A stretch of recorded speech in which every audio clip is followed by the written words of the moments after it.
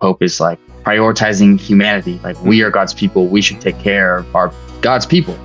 Yeah, and they're each other. Yeah, he's like talking about looking out for God's people, and the sense of whether it's AI and how that can negatively affect God's people, or whether that's war and how that can negatively affect God's people. That's the base of what he's saying, I think. So I think it's important to not lose sight of that. I would agree. Hey, thank you for listening to or watching Catholics in Ordinary Time. If you like what you're watching, go ahead and push that follow button or the like button, or give us a starred review, like the particular episode that you are liking. And what that does is it kind of alerts the algorithm that this is a popular episode, and then continues to offer this episode to people that might enjoy this content. So thank you. This week's guest is Thomas Gallagher. I was delighted to be able to sit down with him because he is a lovely person in his own right, but he's also kind of representative of a whole set of young adults that have graduated from college, maybe did a master's, in his case he did, and then are trying to understand what it is that they're called to and what area of the country, maybe trying to sort out a lot of those things. Not atypical, and of course it has brings up questions in the spiritual practice and faith life as well. So I think you'll enjoy this conversation with Thomas Gallagher. Thomas, Thank you so much for being part of Catholics in Ordinary Time. Thank you, Father Jack. Really nice to have you on. As you know, we're doing a lot of questions with young adults and then folks that are not necessarily young adults about what their experience is in Catholic parishes. So thanks for taking the time. Thank you. I've been starting these conversations with kind of a standard question, which is, if you were suddenly made Pope, what's kind of the first programmatic thing you would do? Are there changes you would make, or doubling down on something within the church, or what would you do? I mean, once you've picked your name and, that sort of thing.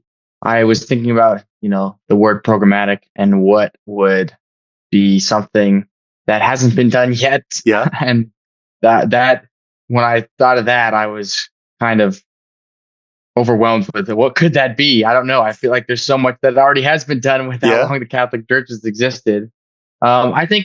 I don't know if I'd have a specific thing that I could think of, but if there's some capacity of something that would emphasize more of an importance within our faith on service and doing service for others. Obviously, in our faith, I don't think forcibly telling people to do things is the approach, but in some encouragement sense, or just the church itself putting more emphasis on that in some capacity, maybe more in a national sense in the United States than maybe even on a global sense with the Pope. Yeah. But I think generally for me, that's something that I want to be better about, because I think personally I see God in others. Yeah. And through service is the best way to experience more people, in a sense of seeing them in a place of vulnerability and putting yourself in a place of vulnerability, to where I think that's where God shines the most.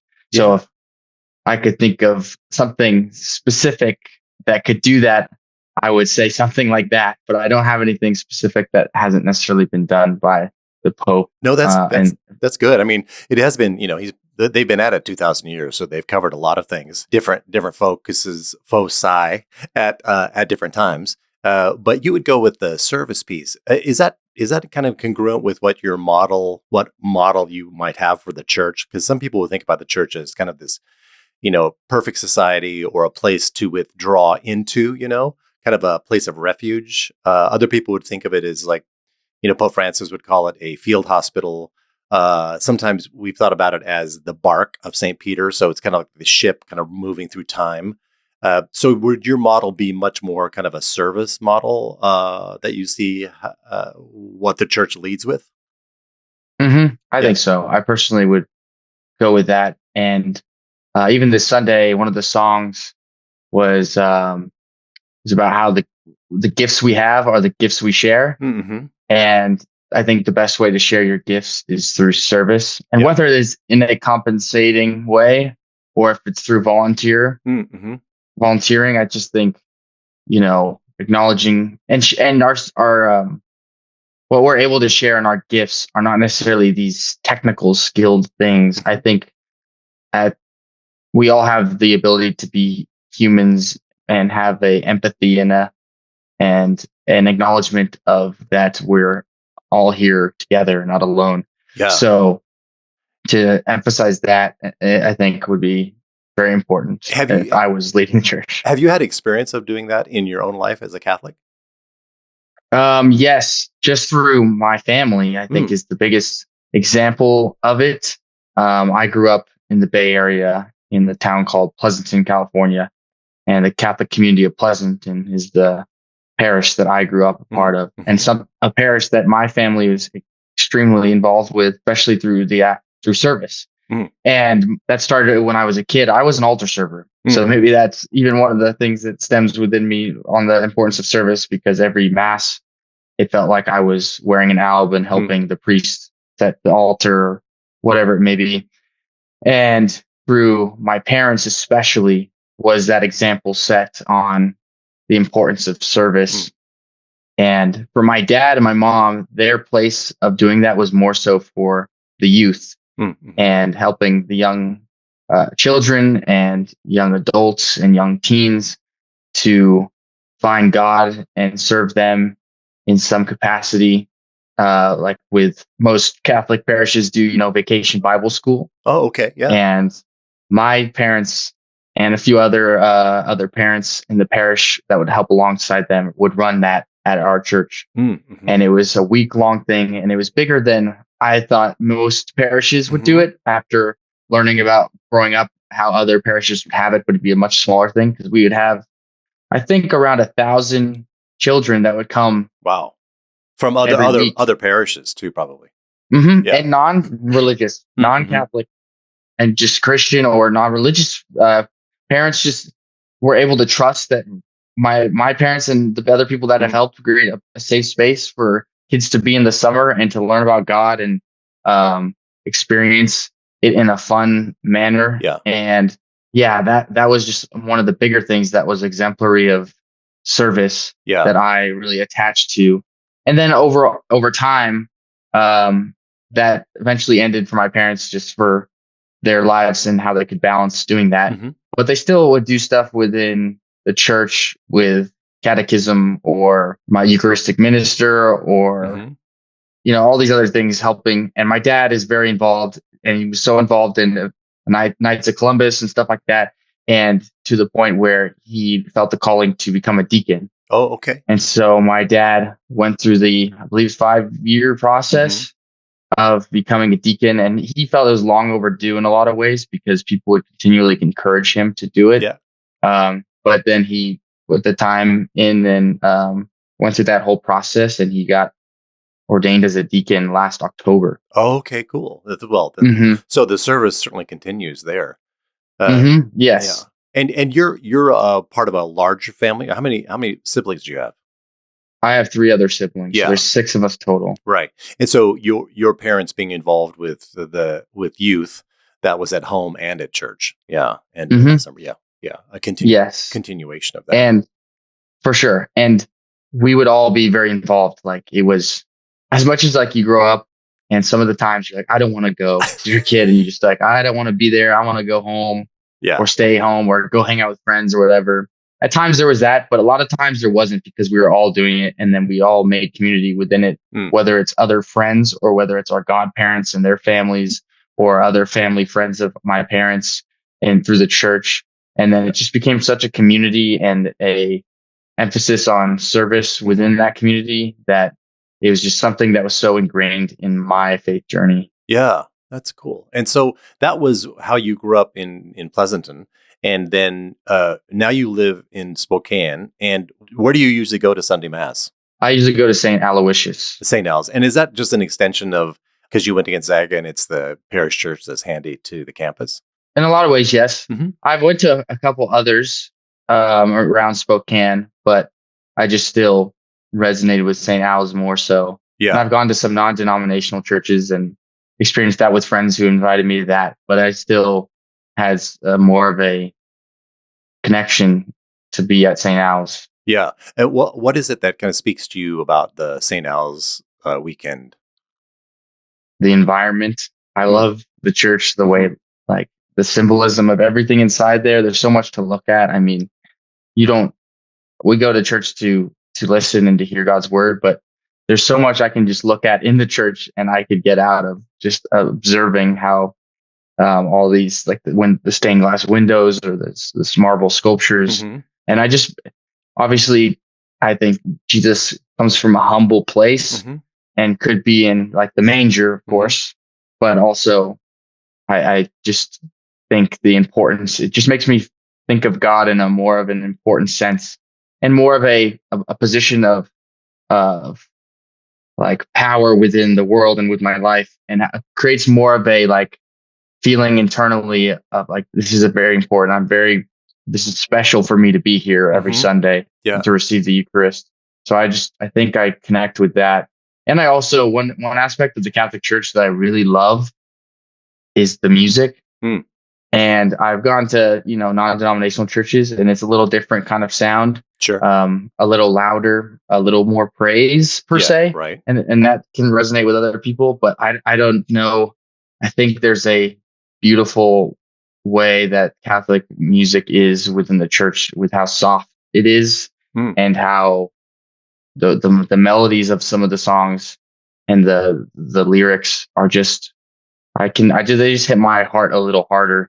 And I think it's closer to what I experienced, obviously being Catholic. As a cradle Catholic, I know these songs that we sing every Sunday because I listened to them growing up. Yeah. But I think St. Aloysius has a really great choir, or not even choir. They usually just have a cantor and then a pianist, and then some weeks it's a violinist and a trumpist. And I like hearing all those different instruments, and it pulls me in very close to God and in when I'm there on Sundays. Yeah. Sometimes in non-denominational setups, I think the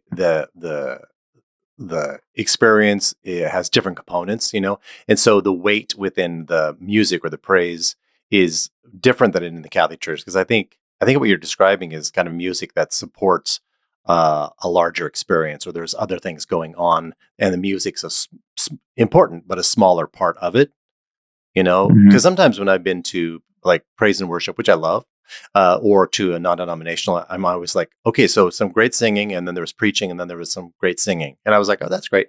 But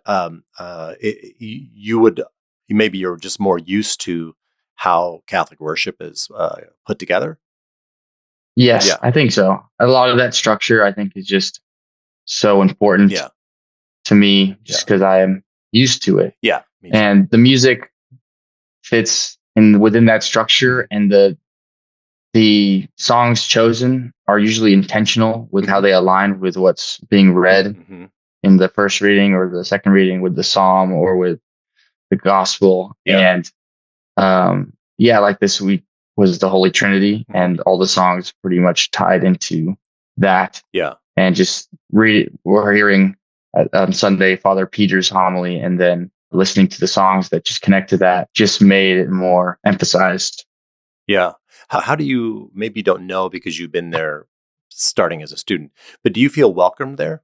Or do you have the experience that some young adults do in some parishes, which is, this church seems to belong to someone and it's not my age group? I do feel welcome there now. I think at a point in time I didn't.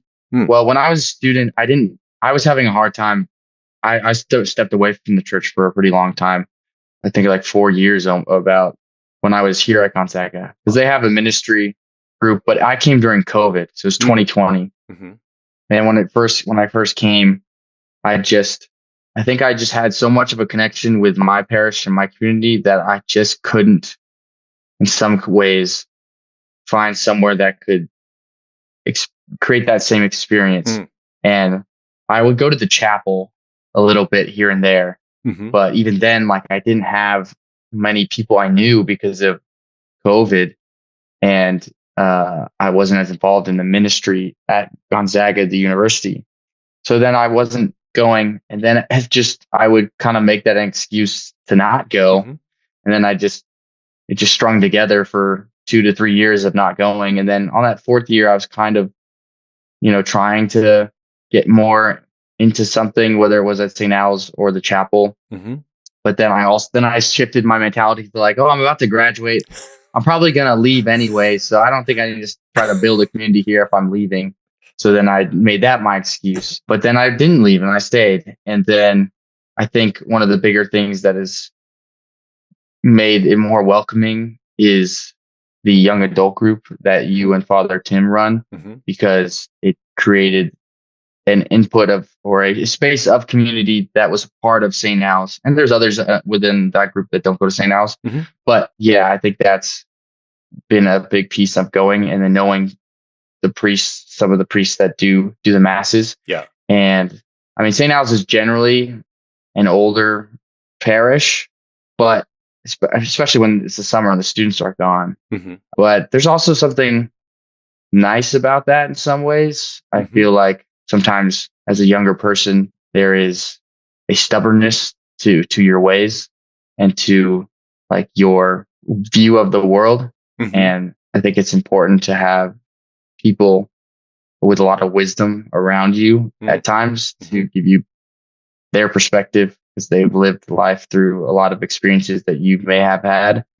Although you are in a different time of the world, I still think it's important to use those people to help guide you. So I think that's a benefit that I personally can tap into more within St. Al's and others perhaps. How do you respond to, yes, undoubtedly it's a gift, the experience of older people, but do you, at this point in your life, do you have an openness and a desire to learn from older people with their experience? Or do you, because I remember this squarely as a younger person, just like, I don't want to be cornered and be told how it was in, 30 years ago. I wasn't using all the gifts at my command when I was younger. And I was just wondering how you are, where you are on that at the moment. I'm open ears, so I'll listen and try to take in whatever someone who's with good intention trying to educate me on something. But I also listen to it with like a hesitancy to if it is something that's maybe just they're stubborn about, and it's something naturally has changed over time. It just depends. I think the key is like where the intention, like if I can feel it's coming out of a place of love, then there's something to gain from it. And I don't even, that applies to elderly, I guess, in this conversation, and we're talking about people with wisdom, but I think that applies to any conversation with anybody. Yeah, I agree. So just an ability to gauge if there is love behind the message and what I can either, ask more questions about, because if it is confusing and it sounds more like they're trying to tell me how they did things, then try to say, okay, well, I know you did it this way, but contextually now it doesn't really apply, but I know what you're trying to be intentional with. How can maybe that be adjusted to fit today or my life? Yeah. You said that you stepped away. Why did you come back to showing up to Mass? Did you run out of excuses or? That might be it. But I think a lot of ways, my family is such a heavily involved with every single sibling, and my parents are very involved in their faith. And I personally was least involved at the time. And there was a bit of indirect pressure in that way. So that kind of it didn't make the full picture of why I came back. I think there was just certain things that would happen over time in that stretch when I started to come back that just made me want to keep going. And that was going one time and then them saying, well, young adults are going to meet after church. You want to meet up, and they're going to talk about the gospel. And then it was on one of the Sundays, and I met some of the people who would go to young adult group. And then I got invited to a party with some of them and got to know them. And I met my girlfriend through that. And then she encouraged me to go on Tuesdays, and I started going on Tuesdays. And Tuesdays are important to go to because they tell you about what we're going to talk about on Sundays. So if you go to Tuesdays, you probably should go to Sundays. So things would just string together. I see. In a way that would guide me back to go on Sundays. And I really searched for community and where I could be for going back to church. And St. Al's started to develop for me this community and this space that I could share my faith and listen to others and learn more and not feel like an outsider when I enter. So yeah, it just became more important to me through. And another point was I was like I was wanting the church to come to me. Like I wanted God to just come to me. And I just like kept thinking like something would click and I would just have this urgency to go. And this motivation would just come over me at some point. And I'm like, just at my apartment, I'm like, I'm going to get up and I'm going to go this Sunday. But no, it's the opposite. Like action creates that motivation. So I just decided to go more so, even though I necessarily didn't feel like I wanted to go. Kind of like tying back to when you're a kid and you're like, I don't want to go. So I just would power through that. And then it became more of I do want to go. And I do want to hear what God has to give me this week and refresh myself and bring that to my week ahead. Yeah. Wow. That's great to hear. If that's your Sunday experience, what do you do for prayer during the week? Do you have a daily prayer ritual or at the moment? I am still working through how I approach that, but I journal, and I've tried with that now to journal not only about my day, but then journal through prayer and directly write down my prayers of what I'm looking for or what I'm helping for others. And I think generally I still learning how to pray in a lot of ways. Sure. That's all of us, by the way, I would like to say. Yes. Yeah. And I think, at least in my idea of prayer, I do want to pray for myself, but I'd rather pray for others because I feel like that holds more benefit for myself in some regard, because I want to have more of an attitude of gratefulness for my life because I have so many things before me as is, and enough to manage and bless enough that there's people that I feel have more of a need for prayer that I would rather put towards. But yeah, at church, I mean, every Sunday mass I'm praying, after communion. I think prayer also, like my dad tells me, like I pray everything I do is a prayer. It's what he would tell me for him. And like, the acts of service he does is in some ways an act of prayer, or how he would intentionally pray within the things he does every day. Yeah. And so in some capacity, sometimes that is the case, whether I'm like exercising and midway through an exercise, I just have a prayer, usually not related to my exercising, but to something. I pray to get through this. Yeah. Yes. Yeah.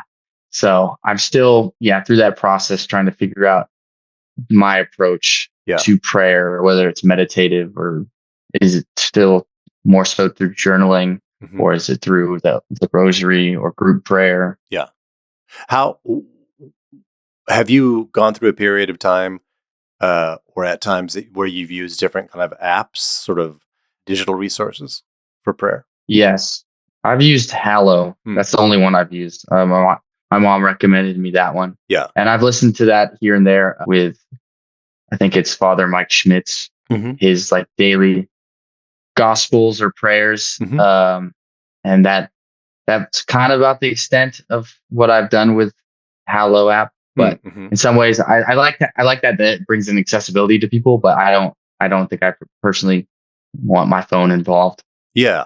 No, I think that's fair. And would that also extend, since we had such a good time with it during the pandemic, would that extend to like online live stream masses as well? You're just like, thanks, I'll go find a church. Yeah, I would actually watch my church, my home parish that I grew up with. I'd watch their live stream sometimes instead of going to church on Sundays. But yeah, it's easy to move out of, or to let go of, or get distracted is what I'm trying to say. You get distracted easily just at your house or apartment watching the live stream. And the act of communion is so physical. I know some people can't do it because they physically can't, but I think if I'm physically able, I should physically try. Yeah. I had a brother, one of my brothers said, yeah, I like that live stream because I can watch it. I can make comments during it. I was like, you mean out loud rather than just in your mind? Yeah. Yeah. The pandemic taught us a bunch of things. So involvement in your local parish right now. So you go to Mass, you turn up to the Tuesday group. How are you kind of navigating the being involved liturgically or the ways that your family is involved in their parish? Like, have you decided, like, I need to actually start lecturing or Eucharistic ministering, or how does that work for you? Yes, that thought comes across my mind a lot. Mm-hmm. That getting more involved in Mm. some capacity and using my gifts to share. Yeah. So I haven't done anything tangibly to make that happen, but it does constantly cross my mind. Yeah. And I think there's a lot of benefit. I know a lot of us, including myself, are scared to do those things sometimes just because it's Initially. Yeah. yeah. Yeah. Yeah. But I can like picture how beneficial those things are, not only to just that service act of it and just helping out, but also for one's own personal faith. Sure. Like I would, as a kid lector, and I would altar serve, and I would be a part of the choir, and all those things just makes you focus more on the Mass. Yeah, they do. They do for me. Yeah. Yeah, specifically the things you're helping with, like singing, or is it reading, or like even ushering. Like all those things are very important because it definitely makes you more involved with what's going on, and you get more in touch with the community of people there. Yeah.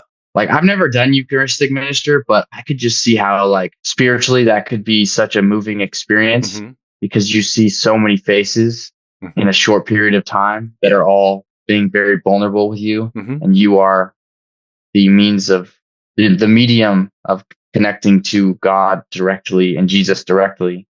That I could see how that could be such a emotional experience. And my dad and my mom and some of my sisters have done it. I've just not done it yet, but it does cross my mind. What's kept you from going forward in those kind of impulses? I just get distracted by something else usually. Yeah. Like I'm there at church and it's in the front of my head at the time of communion, and I'm just sitting there. I'm thinking about. I'm watching people get communion, and I'm thinking what that would be like. And then church ends, and I'm like, I gotta go do something, and then I just go do something, and then I lose sight of what I was thinking about. And then it's next week. But yeah, exactly. All right, good. You haven't tried, and there've been like they never got back to you or anything like that. No, situation. I have not. Yeah, good. Yeah. How do you're a young adult and you're working and doing that, figuring it out. How do you navigate the financial support of the church, or all the way up to tithing? How do you navigate that at the moment in your life? Divine tithing. Well, that's just what I'm saying. Tithing specifically is 10% of your income going to the church, but that's very specific. But tithing generally is like, how is it that you've chosen? How do we choose to financially support the church? And obviously it's suggested and it's certainly needed by us, and it's a tradition that we inherited more specifically from our Jewish ancestors of faith. But what is it? How is it? Is that working for you? And for young adults, because you're new to making your own money and trying to figure it out.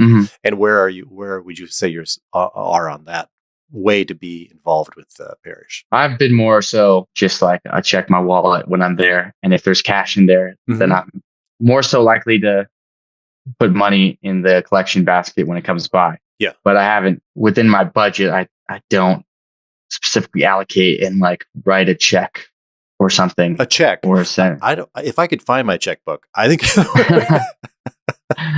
I just remember that's what it was like. That was what my parents would do, and it would be a monthly check of sorts or something that would be sent to the church. Yeah, of course. Because I'd be like, I would always ask, like, why aren't we putting any money in the collection basket on Sundays? Like, oh, we write a check. We do a check. We've done our part. Yeah, like, okay. Sure. Yeah. And there's also like just people set up with an automatic withdrawal every month or whatever they want to do. Yeah. There's a lot of different ways to be involved. But you are currently doing what a large majority of Catholics do, which is they see if they have any cash on them, and they may or may not put some of that in the basket. And that's totally where people are. And I was just wondering, because young adults, all Catholics are either making a choice or a plan, or they're not. And I'm just always curious about how that goes, given my own experience in my own family, because it's not like we were exemplary or models of anything for any of these sorts of things. So I'm just curious how other people do it. Mm-hmm. Yeah. Well, that's me. That's where you are at the moment. Well, you have a lot of company. So you have done an undergraduate degree. You did a graduate degree. You know how education works and formation. What are the opportunities to be formed spiritually within the parish? And have you taken the parish up on those? Is it for you? It's Sunday, and then the Tuesday is also spiritual formation. Yes, for me at the moment, that's okay. What I've done. Yeah. And there's other within that young adult group. They have a bigger group that has all the Catholics in like the Spokane, Coeur d'Alene area, and I've gone to some stuff with that. Yeah. But other than that, yeah, it's been mostly the Tuesday and the Sunday. Yeah. And do you find spiritual formation coming at you, yes, through the experience of the Mass, through the words that are used either as lyrics or within all the order of the Mass? How's the preaching usually? Is that a big part for you? Yes, I think that is a big part, especially with the Tuesday to like we go over the gospel a lot of the times, and then when I'm there, I still follow and read as the priest reads through. But we've already had this discussion about what this gospel is trying to tell us, or symbolically what's within it, and then you get a different perspective from whatever priest is doing that Mass. Yeah, and it just centers on. I like how, within the Catholic faith, how the conversation centers around a specific passage from the gospel instead of, starting with a message and then pulling parts from the gospol to make your message. Oh, and that's what you saw in some other Christian. Yeah. And I understand there is definitely value in it that resonates with people, because the message can be stronger than is more important than the continuity of the gospel reading. But I like how, it is this passage and it is this homily that specifically dives on that and the first and second reading. And that's your points of references mostly for the priest to work with. And I think that obviously aligns with whatever point in the church we're at, whether it's ordinary time or it's Lent or it's Advent or it's Easter or it's Christmas. Right. So I like how that is the way things go. Yeah, that kind of structure makes sense to you. What do you think? This is another question about kind of young adult in contrast to older folks in the church. Do you think, what do you think the church generally gets wrong about young adults in the church? Is there an approach or assumptions that are made that you're like, I don't think they got that right? I don't know. I don't want a blanket statement that says, sure, this is the place. Yes, please. Yeah. But, sometimes there's maybe a feeling of that people don't care per se. Young adults maybe don't care. And they care about other things that are maybe more superficial or worldly. But I think a lot of young adults really care. I think we really want to be better people. And we want to find a way to do that. And, I think when you're raised, like being a cradle Catholic, I was shown a good example of that. And so it was a lot easier for me to see that in the Catholic Church and in the faith, and through example of other Catholics, that's there within Catholicism. But other young adults that were through that cradle Catholic experience didn't get that hand, and they didn't feel or see that. And maybe they just experienced the go to Sunday, sit and leave. Yeah. And that doesn't quite create a substance that shows a care for what we need for our lives. Yeah. So, then you go find somewhere else. You find care somewhere else. And I think a lot of times care is found through community. And that's why I personally resonate with the community aspect of the Catholic Church, and especially with Saint Al's in my home parish. So, we're all trying to find community and a place to belong. And when you're a young adult, and you're eventually independent, like it becomes a lot harder solo to go drop your ego and be vulnerable and find a group that supports you or guides you. Mm-hmm. And sometimes the world brings something to you that does that for you, and it's not religious and it's something else, but there's just a place that gives you that feeling of community and care. Yeah. But I think it's there within most, I believe, young adults. They have a care for the world and for themselves and each other that, if presented with like that grace, presented with grace, Mm-hmm. and where they're at can open the doors to going to the Catholic Church. Yeah, that's well said. And I think that kind of almost answers the next question I had for you, which is like, why do you remain Catholic? Why do you continue to do it? For the reasons you just said, because that's where you found those things. Mm-hmm. Yeah. I mean, and the communities and the places that I've been so far, like it's really great people and really heartfelt, kind individuals.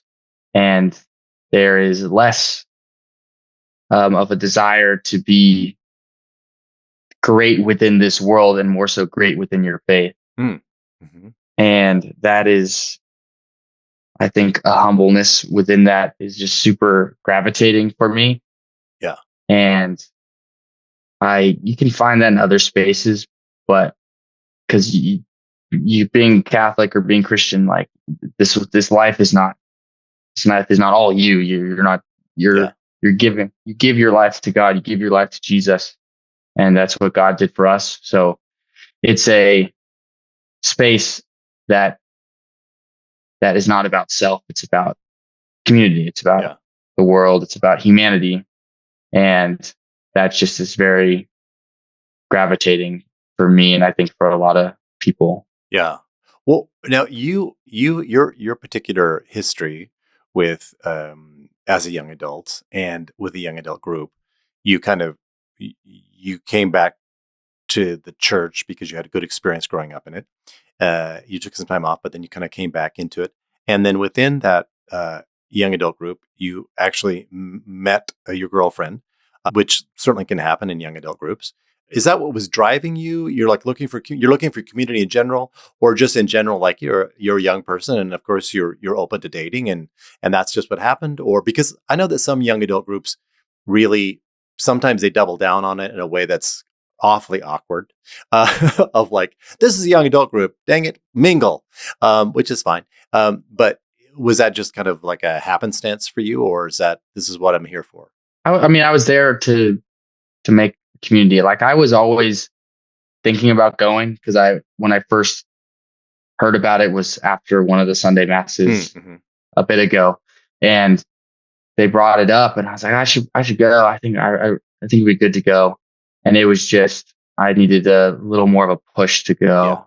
Yeah. And my now girlfriend telling me, you should come. It's a lot of fun. And I was like, okay, yeah, I'm gonna go. Yeah. And then it was great.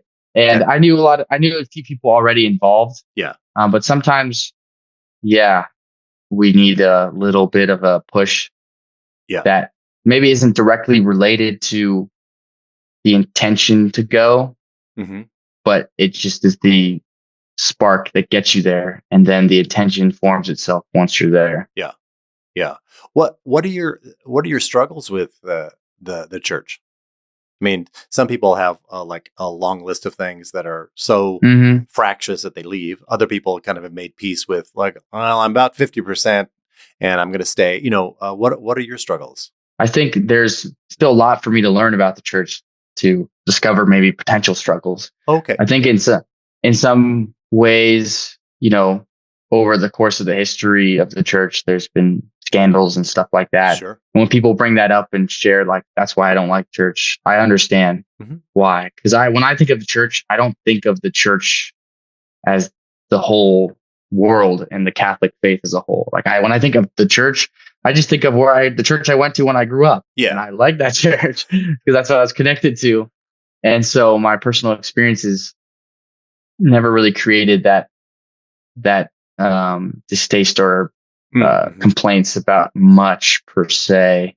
I think right now it's in our world, a very complicated time with the discourse on our Pope and our country, and the Pope's prioritization on what he's been preaching, whether it's been the AI stuff or been calling for peace.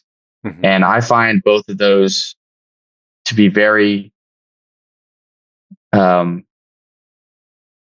true. Like the things that he was saying, and like he's preaching the gospel, and he's leaning into the faith.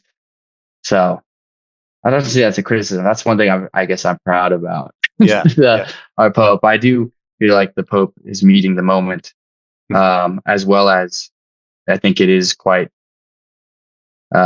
was intentional maybe by the conclave to have an American Pope within this time. But yeah, nothing specifically that comes to mind for me personally, just because I've not per se spent a lot of time within the church or understanding the Catholic Church at a mass scale and some of those things. One of the things that people will respond to this question is around issues of sexuality. What do you think the church gets right about its teachings on sexuality, human sexuality? Do you think it contributes in like a useful, helpful way, or not?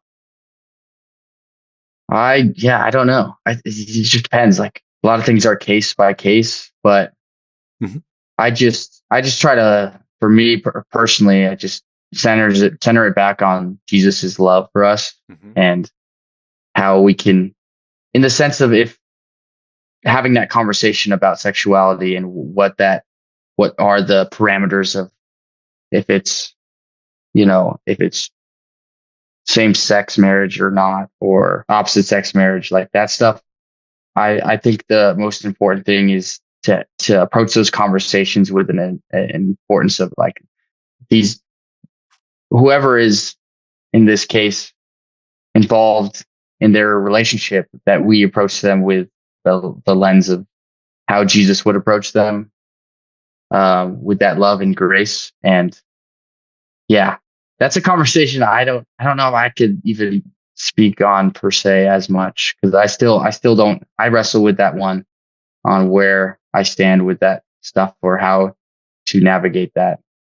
Well, and there would be a broad range of it too. I mean, sex outside of marriage is, probably more commonly contraception, moving into the abortion questions. I mean, there's just all these different things. And I think that's a thoughtful response to on your part. Well, whatever you would say would be a thoughtful response because it's your response. But, that kind of this case by case and how do you bring Jesus into those questions?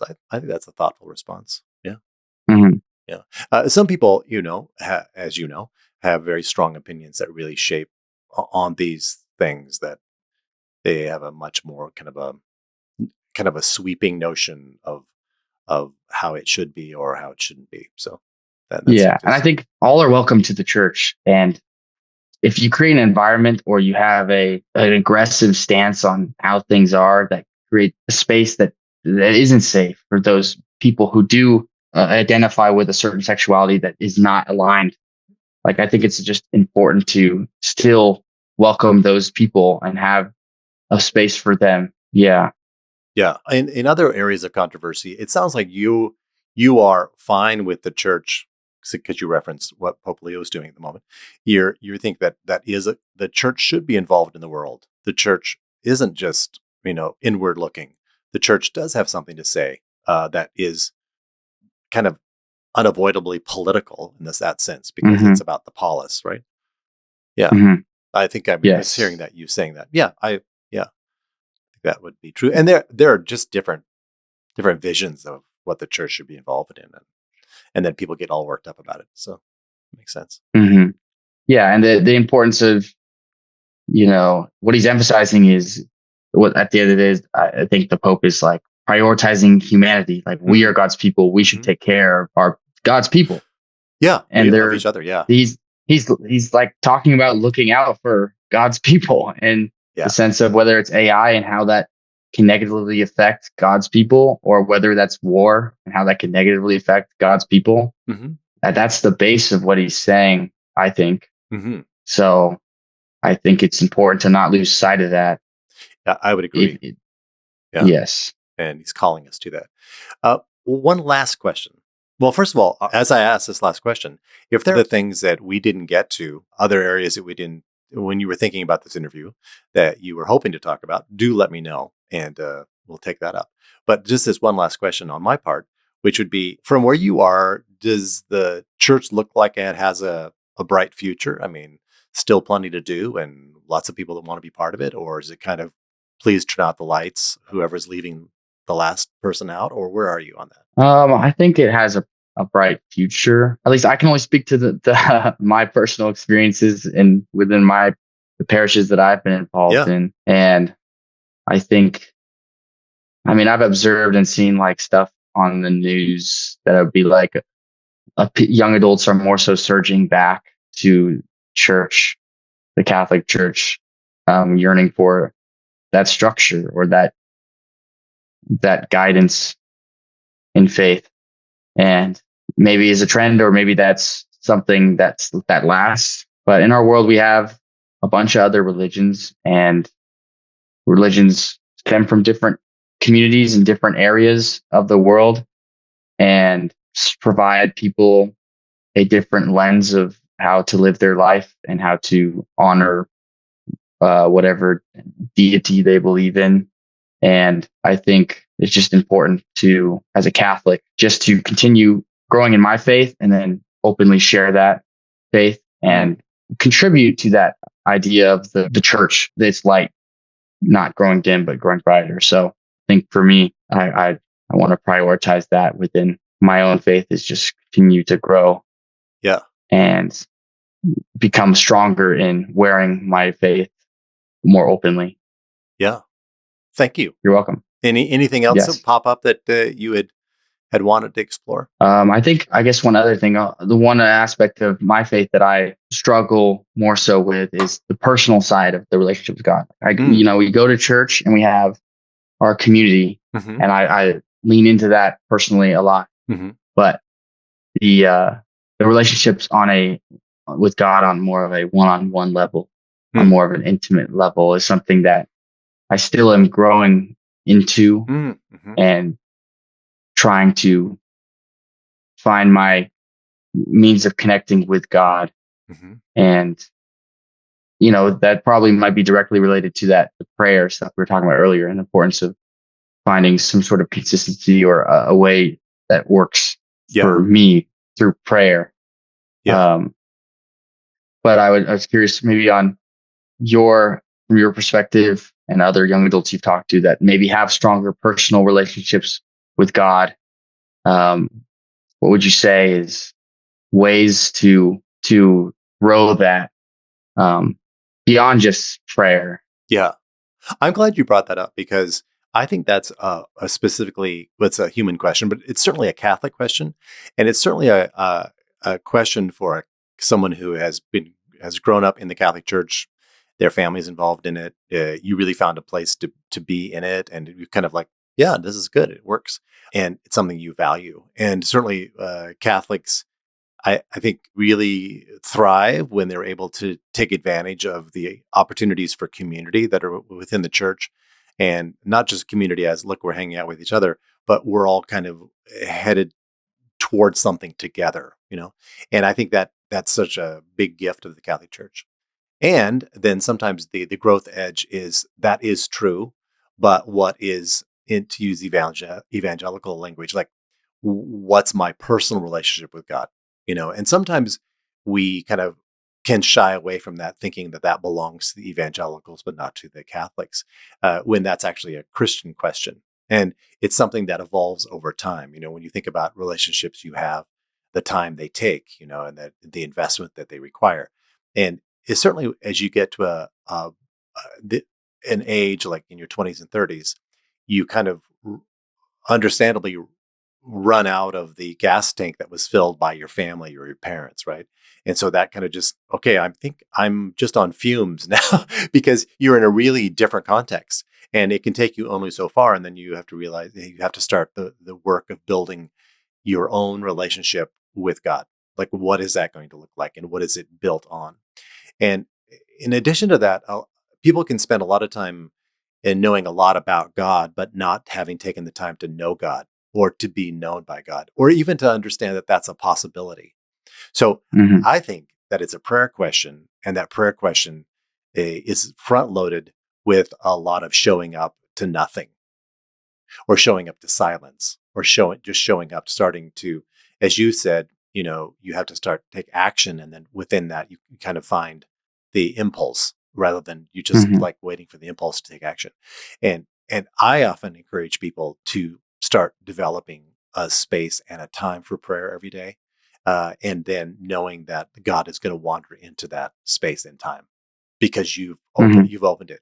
Because one of the things I think we don't take seriously enough is that we are freely created, like God creates us, and God doesn't have to, but we are also created to be free. So we can either move towards God or not, completely free. And we don't take that seriously. We think that we are not very free. And if God created us, then God should be somehow pushing things on us, and then we can rebel against it, or not, but that's not true. God really is so respectful of our own autonomy that it feels like God's not involved at all. But I think God is just standing by and waiting for us to turn, and the Spirit is obviously working and urging us towards that, but we're completely free to not do so. So I usually encourage people to find space and time and know that God's going to wander into it, if that makes sense. Yes, that makes sense. Yeah. That's the direction I usually go. But yeah. Perfect. Again, thank you so much for taking the time. I really appreciate it. Yes, thank you, Father Jack. And I may see you Tuesday.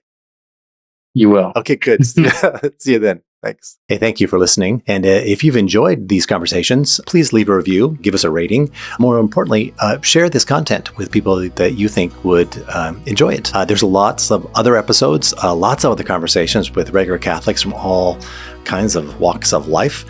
So please go ahead, dig through the archive. And again, thank you so much for listening to Catholics in Ordinary Time.